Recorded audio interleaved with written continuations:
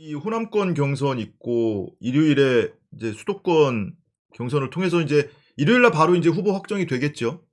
뭐 내일이나 모레나 호남도 그렇고 수도권도 그렇고 이재명 대표 지지가 이전에 충청이나 무슨 영남 못지않게 나오지 않겠습니까? 그걸 가지고 국민의힘에서는 부러운 거죠. 뭐 독재 어떠고 뭐 이런 소리 하는데 부러우면 지는 겁니다잉. 근데 저들이 이해를 못 하는 것 같아요. 왜 지금 뭐 이재명 대표 과거부터 해왔던 다른 사건 무슨 뭐예요? 백현동, 대장동 말고 또 뭐 무슨 동 막 이런 사건들이 있어요. 그거를 만약에 지금 추가로 기소를 하거나 또는 지금 대법원에서 이재명 대표 선거법 사건 하여튼 의심스럽게 주무르고 있는데 이제 과속을 하고 있는데요. 만에 하나 뭐 그럴 일은 없겠지만 만에 하나 유죄 취지 파기환송을 한다고 해도 이재명 대표에 대한 지지는 줄어들지 않을 겁니다. 왜?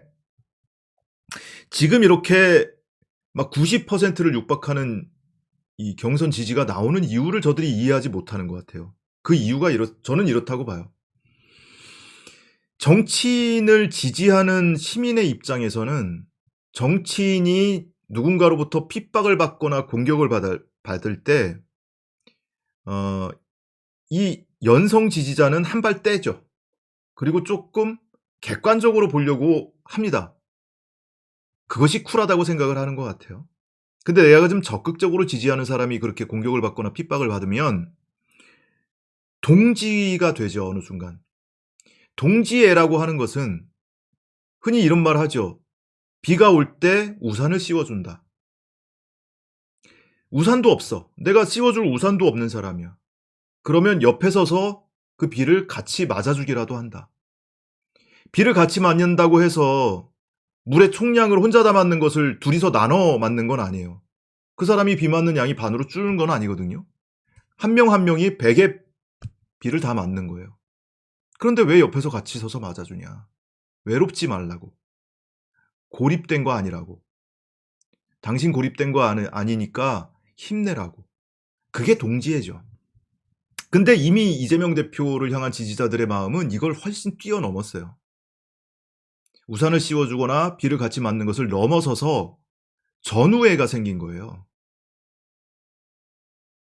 앞에서 총 맞아서 피 흘리고 쓰러져 있는 사람, 나도 총 맞을지 모르는 위험을 감수하면서 가서 끄집어 내오고 싶은 겁니다. 그 전우애가 어디서 비롯됐냐. 이재명 대표의 그 궤적을 같이 쫓아오면서 정말 많은 탄압과 핍박을 받았잖아요. 검찰이 뭐 단순히 윤석열 당선되고 이후부터만 이 검찰이 공격한 게 아니거든요. 제야에서 변호인 생활하고 시민운동을 할 때부터 성남시장 때부터 도지사 때까지 쭉 이어서 검찰이 집요하게 공격을 해왔고 그게 극단적으로 극대화된 것이 2022년 윤석열 당선된 이후죠. 검찰이 공격하는 것을 보면서 마찬가지로 그때는 이재명에 대한 지지하는 사람이 그렇게 많은 시절이 아니었기 때문에 누군가는 한 발을 뗐을 것이고요. 누군가는 거기에 말을 보태는 사람도 있었을 거예요. 근데 이재명 대표가 대선을 지나오고 대선 과정에서 이른바 개딸들이 과거의 이재명 블로그 글을 보면서 이재명 재발견을 한 거죠. 언론에 프레임화돼 있는 이재명이라는 사람이 그런 사람이 아니었네. 다시 보게 되고 정치 지도자로서 매력을 느끼게 되고 그래서 젊은 세대들이 개딸이 되고 양아들이 됐던 겁니다. 그런데 대선 끝나고 났더니 윤석열이 연달아서 정치검찰 동원해가지고 정말 끝도 없이 죽어라 하잖아요. 그 과정에서 사람들이 정말 빡쳤던 것이 구속영장을 청구를 해서 체포동의안이 국회에 상정이 됐는데 이 민주당 수박들이 수십 명이 자기 대표 잡아가라고 거기에 가표를 던진 겁니다. 그걸 보면서 그 분노를 이루 말할 수가 없었죠. 3년 전 3월 9일 투표 당일 개표 결과 보면서 망연자실했던 그 마음과는 또 다른 마음이었어요. 그래서 그 결과가 어떻습니까? 지난 총선에서 그랬을 법한 사람들 경선에서 다 탈락시켜 버리잖아요. 이거는 비명 행사가 아니고요. 당원과 지지자들이 척 보면 다 아는 겁니다, 이제. 너 그 짓 했지. 너 뒤에서 칼 꽂았지. 그런데 진짜 목에다 칼 꽂는 인간이 또 나타난 거예요. 작년 초에 새해 벽두에 부산에서 아니 법으로 안 되고 이 수박들로 안 되고 하니까 실제로 흉기를 들고 나서 이재명을 죽이려고 했던 거 아닙니까? 그런 걸 보고 겪으면서 그 동지애를 뛰어넘어서 전우애가 생긴 거예요. 내가 눈앞에 총알이 날아다녀도 저 사람 내가 꺼내와야겠다. 아주 깊게 이입을 하는 겁니다. 감정이입을. 그 전후에까지 생긴 지지자들이 엄청나게 많아진 거예요. 그래서 웬만한 공격으로는 그 지지세가 꿈쩍도 안 합니다, 이제는.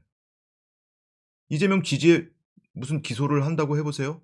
또는 어떤 사건 원심 뭐에서 유죄 판결 낸다고 해보세요. 꿈쩍할 것 같아요. 그 사법 리스크라는 것을 몇 년 동안 끌어오면서 지금의 지지율에는 그 사법 리스크라는 프레임이 이미 반영된 겁니다.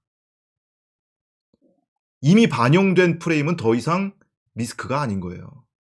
그래서 저들이 아니 어떻게 90%가 나와? 공산당이야? 이런 해맑은 머리가 텅 빈 것 같은 놀라움을 금치 못하고 있는 것 같은데 이 지지자들의 마음을 이해하지 못하면 앞으로도 계속 이해 못할 거다. 니들은. 전우회라는 게 그렇잖아요, 여러분. 전우회가 왜 끈끈하냐. 전우회가 같은 군대 같은 동기였어, 같은 소대였어. 이게 전우회가 아니고요. 전장에서 같이 피 튀는 전장에서 생사를 같이 넘나들면서 서로 목숨을 구해주기도 하고 제 목숨을 살리기 위해서 내 팔을 잃기도 하고 이런 현장에서 쌓여진 전우회는요. 그거는 웬만하면 끊어내기가 어렵습니다. 그래서 지금의 이재명 전 대표를 향한 지지가 웬만해서는 앞으로도 꿈쩍하지 않는 거예요. 그러니까 행정가로서도요. 정말 그 과단성과 대화로 사람을 설득하는 능력, 누구도 보여주지 못한 능력들을 보여줬거든요.